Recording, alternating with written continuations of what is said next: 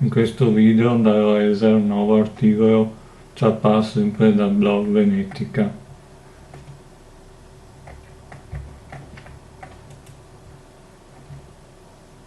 L'articolo ciapato dal Lunaro Veneto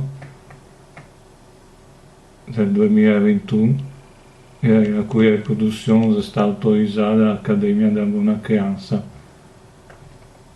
Il titolo dell'articolo è "I Veneti e l'Automotive", che sarà il secondo articolo. A Padova è la prima azienda automobilistica. A Padova la prima azienda automobilistica. La Magli i Giusti a restare la prima casa automobilistica veneta e italiana, fondata a Padova nel 1894 da due giovani imprenditori veneti, gli ingegneri Giacomo Miari e Francesco Giusti del Giardino, con l'obiettivo di costruire industrialmente la vettura con motore a benzina fatta su intero stesso anno dall'ingegnere veronese Enrico Zeno Bernardi. Nel 1896 l'azienda cambierà nome in Motori Bernardi, Miari, Giusti e C.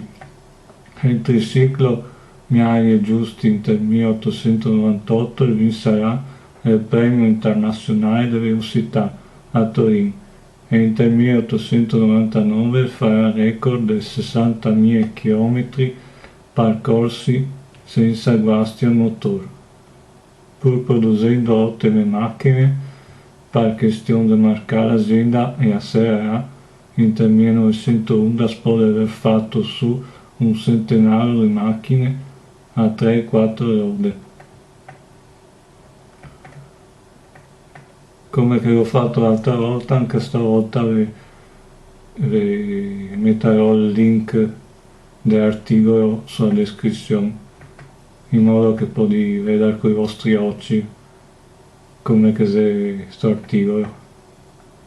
Se vi è piaciuto mettete mi piace e iscrivetevi al canale.